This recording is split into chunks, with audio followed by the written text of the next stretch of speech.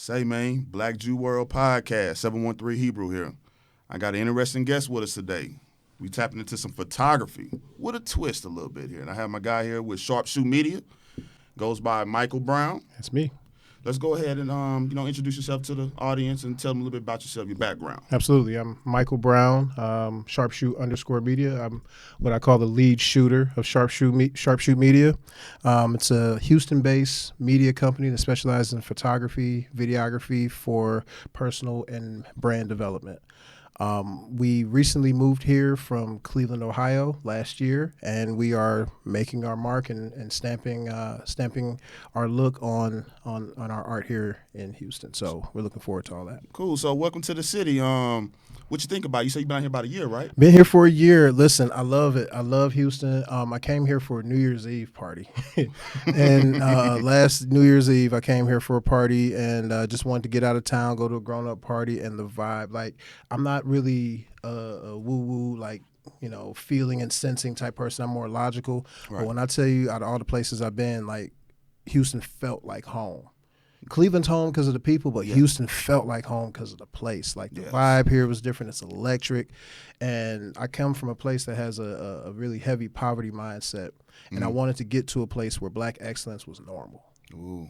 That's where I wanted to come. Like I wanted to come here because black excellence is just regular here. Yeah, it's booming out here for And sure. so I needed to get a part of that. So I told myself when I got here, I grounded when I was here, took my shoes off and stood. I think I was in somewhere in Montrose at a park, and I said, Nice yeah. And I said, before the next snowflake falls in Cleveland, I'm moving to Houston. And I did. Well, I tell you this, don't worry about no snowflakes out here in Houston. Listen. Because you ain't gonna see none no time soon. None. I hope not. Okay, so ocularity. Ocularity. Let's talk about that. Ocularity. Okay, so Ocularity is my my signature art gallery. So as a photographer, my signature shot is shooting models, clients, whomever, with one of their eyes obscured with something. Now, I saw that. That's interesting. You saw that? Because, I have a small photography background. Let's go. And I never thought about having like a specific niche when it came to it. So when I came across your profile and I was reading and checking out your work, I noticed that. Yeah. And then when I had dug into it, I'm like, whoa, like that's an interesting concept to have. Yeah. How are your clients when you, like, is that something you just like force upon them, or is that something that you tell them about and they accept? Or Sure. So I call it my signature shot. If I can grab one while I'm shooting, cool. If not, no big deal. But for the gallery, most of the images in the gallery, we planned it. It was a collaborative process between me, either and a client or a model. Okay. When I was in Cleveland, I did the show last year with 61 images. Ooh, wow. Some of them were happy accidents. Those are some of my favorites. Shooting a model and one of her locks falls in front of her eye. Perfect. Gotcha. I developed the shot because a model was modeling behind like a gate, with vertical bars, and one of her eyes got blocked. And I was with my mentor. I was like, "Hey, bro, that need to be my thing, man, with the eye and so on and so forth." So when I developed that as an idea, when I went to put together my first art gallery show, I had, maybe 20 images from clients that had just happened like that. You know what I mean? And so then I intentionally reached out to some models. And we created together. And I did the same thing since being here in Houston. I've reached out and met so many people in the art community, models, fashion designers, creatives. Houston's big on that. Oh, yeah. You came to the right city for that. Absolutely. For sure. So I reached out to them and hit them with the limitation that I was hit with. So what looks like a limitation is obviously I have one eye. When I was 8 years old, I lost my eye to cancer. There was a cancerous tumor behind my eye, and they had to remove my eye to get to the tumor. But, been 30-some years cancer-free as a result. All praises, all praises. Yeah, absolutely. But, I grew up with one eye. And as a black kid, little black boy in the inner city, obviously I had to develop a thick skin. You know what I mean? A lot of fighting, people making fun of you. You know how that goes. Yeah. But we can be a little ignorant as a people sometimes, man. Just a little bit. But I done heard all the jokes by this point, man. But my mom made sure that I didn't lose my self-esteem, right? She made sure that my head was always held high physically. Like I would get popped in the mouth if she saw me walk with my head down. Oh, okay. Because, she didn't want me thinking, down on myself in that way. So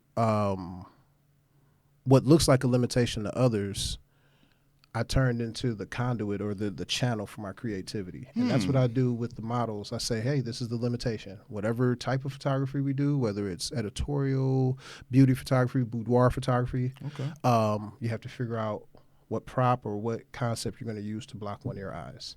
And that's the box that I make them create in. And what I show through that process is it's not really a box. Yeah. It's not really a limitation. It's just a channel, a groove in which you can fall and it catapults. Like you said, a conduit. Absolutely. Conduit. Yep, absolutely. Man, that is interesting there. What made you get into photography? Was you always an artsy type guy? Well, not necessarily. And, I wouldn't even consider myself an artsy type guy now, believe it or not. And people always argue with me about that. Photography's art, don't you think? Photography is a bunch of things. It's an art, it's a business, yes, and it's a skill or technique. Absolutely. I got my degree in acting in undergrad, right? A business, an art, and a skill, technique. And, with my brain, I'm able to separate those things and recognize where my strengths are. My strength in photography is in skill. I call my company SharpShoot Media on purpose because I'm attention to detail and precise. Yes. One shot, one kill. Sniper. Yeah. Gotcha. And so, and the tagline is executing your vision with precision. I don't really normally come up with visions that often. I'm a problem solver, right? Okay. So if you say, hey, I want to do this, but I don't know how to do this, bet I can run with that. I need something to work with. Yeah, and not a lot, just a little bit. Just a little something, you know what I mean? And I can execute your vision. And what gives me the most joy is not necessarily creating something out of but the look on a client's face when like, oh, that's it. You got it. Got it. And I nailed it right on the head. That's what I get, the most joy out of. What's your favorite form of photography? That's a good question. Favorite form of photography. So this is going to sound crazy, but I like shooting people. I shoot people for a living. Portraits specifically, like not necessarily headshots. Those are pretty straightforward, but I like doing like a high fashion editorial type shoot, but the thing that I enjoy doing most is like tricks with the light, you know what I mean? Making light trails and stuff that you don't normally see with a camera phone. Stuff like that, yeah. Do you believe that do you believe that the community has been saturated by so many photographers now? Well, absolutely. So, yes and no. And this is an analogy I've been working on. Everybody with a camera isn't a photographer. In much the same way that everybody with a pen isn't a writer. True. You give a baby a pen, they may be able to hold it. Maybe. As a toddler, they're able to hold it, and they may know what to do with it. Yeah. A little bit older, they know how to scribble, you know what I mean? But it's unintelligible, right? As you get older, now you can write words. So now you're starting to communicate ideas to people with this pen. But you're still not a writer. Now, can you communicate an idea from your brain seamlessly to someone else's brain using that pen that you've had in your hand since a baby? That's a writer. And that's how I look at a photographer. Everybody got a phone, right? Everybody's got a phone, and everybody's at some stage. Can you communicate an idea from your brain, from your heart, from your mind into someone else using this tool called photography? And so, having said that, nah, market's not saturated with photographers. Market's saturated with a lot of people with cameras. And people with cameras can do a lot of what needs to be done. If you need event photography, most people with a camera, you know what I mean, that does it for a living and understands a little bit about light can, shoot your baby shower or your bar mitzvah. Did you lose any type of love or admiration to the art when you started making money? When it became a business? Because sometimes, No. That's when we, when it's a hobby, when we having fun, when we learn it at those beginning stages, is when it's, it's fun and entertaining. No, not yet, because I'm not at the place where I've got so much business that I'm just doing soul sucking work. You know what I mean? In photography now, one of my main clients, I do a lot of video editing for them, and it's post production, it's corporate stuff. It's real boring, straightforward, yada yada yada. But in my photography, like when I'm booked, I only, I'm premium with my clients or whatever. And since moving here, obviously my clientele isn't what it was in Cleveland. Right. But when I get clients, they hire me because they like what they see on my page. They like that saturated look. You got some nice ass shots. Appreciate that, man. Appreciate Real that. talk. And so they hired me to, let me do me. Just like, you hire Al Pacino to be in the movie so he can yell and do the thing that Al Pacino does. You don't hire him to, be Meek and Miles. So, speaking of Al Pacino, what's your favorite Al Pacino movie? Al Pacino movie specific, Devil's Advocate, easily. Ooh. Easily Devil's Advocate. I'm about to go with Scarface, man. Scarface? Yeah, I hear you. Devil's Advocate, man, that's smooth and whatnot. But he's not my favorite actor. I just brought him up. My favorite actor is actually Leonardo DiCaprio. Oh. He don't make bad movies. I dare you to find one. I can't. He don't make bad movies. Like, as a rule, it's like in his contract, I don't do bad movies. That's in his contract. Got to be. Because name a great that hasn't done a movie that was like, Denzel done a bad movie. Which one? See, now we done got off topic. Now you I know. I want to hear. Now I got to hear this one. Out of Time. No, it wasn't called Out of Time. What was the one where he was the police chief with Sanaa Lathan? Out of Time. Was it called Out of Time? That movie was pretty bad. It's just we love Denzel, we love Sanaa. The movie was pretty bad, in my opinion. You know what I mean? It was cheesy, a little bit of twist to it, but like it wasn't Denzel. It was Lifetime-ish a little bit. Exactly. Okay, I get you that. It was a little cheesy. You know what I mean? So what's your favorite DiCaprio movie? Catch Me If You Can. I like Wolf on Wall Street. Dope. But like, you said to me, yeah, you can't. Inception, like, Shutter Island. I remember Basketball Diaries. I've never seen that one. That's like his first John. I ain't never seen it. Yeah, so I rock with him. So speaking of booking, what do you believe keeps you booked? I'll let you know. I will let you know when I'm kept booked. I will let you know. But ideally, connection and reach. The intersection between connection and reach, I think, is what keeps anyone booked. So if I can connect with a person, cool. But if I'm not reaching enough people, you know what I mean? So if I can reach far and connect with individuals, I think that's what will keep me booked. People, my clients, personal photography is not a necessity. You could argue that for businesses and people, like yourself that are in the creative lane, you can argue that it's a business expense that's necessary to promote what it is you're trying to do. Right. But you don't need birthday pictures. You don't need boudoir pictures because you lost some pounds and you feel sexy. But people come to me because they want that and they know that I could deliver it. You know what I mean? And I connect with them, especially when it comes to, women trusting me with any state of undress with their body. Right. High honor.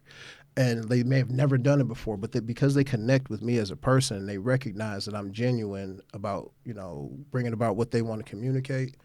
That connection gets me booked. Now, I got a funny story to share with you with that because, being a photographer has some perks. So I've heard. And I was within my first 6 months of photography. I jumped off the porch. I didn't know what I was doing. But I was actually, taking some nice shots with an entry-level camera. Yeah. And I had connected with this one sister. She was like, "Hey, I want you to come back to my house. I'm gonna do like a photo shoot with me and my girl group." I'm like, "Okay, cool, no problem." I go there.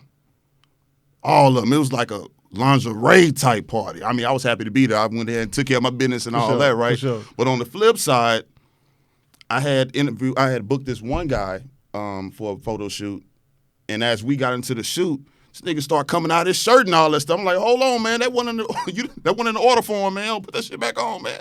We don't do that over here, Hey. So, but it has its perks most definitely as a photographer, especially being around some nice looking women, those things. Has that with a personal life? Does that rub any kind of way with you? So not the way I choose to live my life now.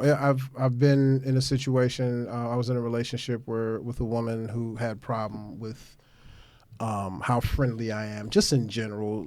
There was some toxicity there, and I found out that we were just, unequally matched because literally the thing that brought me joy brought her pain. And so literally telling her how much fun I had today hurt her every single time because she wanted to be having fun with me and didn't understand how I could have fun with other people without her. And it was just, So I'm glad you got away from that. Yeah. So I had to separate from that situation. But I'm so professional when it comes to those things. Like I'm able to have a rapport with my, woman models that they're super comfortable with me. I'm the oldest of 4 with 3 younger sisters. I'm the same way. See what I'm saying? So like I relate to women and understand them on a much more deeper level than the surface, right? So once they feel from me that I see them as more than what's between their legs or what their body looks like. Yeah. Once they see that, then the comfort level is just there. So I forgot what the direct question was, but that's my experience with Oh no, you were asking about has that hindered me personally? Yeah, being around beautiful women, like that type of photography, because you have those, those lanes and they need photography too, with modeling, adult entertainment, all that stuff. Yeah. I dabble in pretty much every level of photography. Every level of boudoir, from something cute for my husband on Valentine's Day all the way up to OnlyFans. You know what I mean? So, but I approach it all with the same level of professionality. And actually, and being a heterosexual man helps me in both of those situations, because I could tell the woman that's not wanting to be too raunchy, like, hey, change that angle just a little bit, and it makes it more sensual than sexual. Yeah. And I can also tell the woman who wants to be raunchy with her OnlyFans content, like, hey, you have to put the dip in and a little more toot. You know what I mean? Put a curve in it. We like curves. Oh man, yeah, we do. So how do you approach an event that you have to do? Any special things you do? Any rituals? Nah, none of that. Like, just load up the truck and go? The ritual is making sure my bag is packed properly, so I've got all the batteries and cards that I need for the day. It's nothing like getting to the thing and you got everything except your SD cards or everything except your batteries. And so that's but that's with every shoot. You know what I mean? I did that today. So, but events are pretty straightforward. All I need to know is, do I have a low white ceiling or not? Okay. Yeah, I mean, if I got a low white ceiling, I can do some fun stuff with bouncing the light off of it and making the dark room look lighter. Yeah. But if not, then I got to bring another piece of equipment that approximates that. It's really pretty straightforward. You ever shot a wedding? Mm-hmm. Shot a bunch of weddings. I shot 2 weddings when I was a photographer. I'm telling you, that's a special request that they have, because you really get to go back there with the bride while she's getting dressed, and while she's back there with her mom, they all crying. It's a lot that goes into a wedding, especially as a photographer. Absolutely. A lot of work. Which is why we charge so much for it. Which is why we you can't. I always tell brides, like, if your photographer doesn't feel confident enough to charge you $1,500 for a wedding, you may not want to trust them with the most important day of your life. That's true. That Straight is true. Up. You don't want to take shortcuts on that day. Not that day. $1,500 is reasonable for a 6 to 8 hour wedding. That's the beginning of, like, okay, you might know what you're doing, but that's only one indicator. Now you also got to look at their work. But if they're they're just trying to get work, they need to be second shooting under somebody who can charge that much. Absolutely. You have any embarrassing stories as a photographer? A ton. You want to talk about the time I crashed my drone into a cigar shop on Alameda, or how you do that shit? Man, it was nighttime. I was at the Alameda truck park shooting some stuff, getting some aerials or whatnot, and I put the camera up. I'm like, ooh, Houston Sky. I'm in love with Houston Skyline. Yeah, I cannot get enough of Houston Skyline at night. So I see it, and I'm like, ooh. So I'm flying back, and I'm seeing the skyline. It's dark. And I'm like, oh, man, this is great. It's moving slow. It's getting bigger, bigger, bigger. And I keep seeing these lines going across the screen. And I couldn't understand why. Like, I'm looking at it, and the lines keep going by lines. And then the line gets closer. I'm like, oh, no, that's a power. Hit the power line. Wow. I go looking for the thing, walking up and down Alameda like a goofy. Yeah. Looking like I lost my puppy or something. Somebody saw it. I was like, hey, man, you look for something? Yeah. And it's in 13 pieces. And so. Oh man! So yeah, met some cool people though. That's I think Bun B smokes out of that club. I can't remember the name of them off the top of my head, but yeah, met some cool people as a result. But $2,500. Have you went and had any of these Trill burgers yet? Bun B's, oh yeah, Yeah, absolutely, some good burgers, absolutely, some good absolutely, burgers, man. absolutely, top tier. So that's an embarrassing. Give us one more embarrassing story. What else you got? Well, let's see. You got somebody like fell off a bridge when you was trying to take pictures or something. They That's just fell in the water. a little more than embarrassing. That now we're talking about insurance liabilities at that point. But no, no, nothing crazy like that. I'm pretty cautious on a shoot. Just the run of the mill showing up and not having a card. I had a one time I reached out to a dominatrix who I wanted to do a kink shoot with. I wanted to do a human furniture shoot with her. And for those who don't know, in the kink world, there are some people who enjoy behaving like and acting like and using people as furniture. It's a submission and dominance thing, whatever. But I saw her and I was like, she'd be perfect for it. And she was in town only for a couple days. She took a chance on me. You got to imagine, being a woman in that type of market, a random photographer hits you up. So she took a chance on me. So I'm wanting a body to shoot for, and I get there and I don't have my card. I've only got 2 hours in the studio before my next client comes up. So now I'm driving around looking for a Family Dollar that has cards. Yeah. Yeah, man. And so that was embarrassing. They were, they were in the studio naked, 3 people just naked waiting on me to come back. I mean, they were comfortable because that's their world. Right. But I hated that was my first impression, you know what I mean? But I bodied the shoot, so. So they pose as furniture.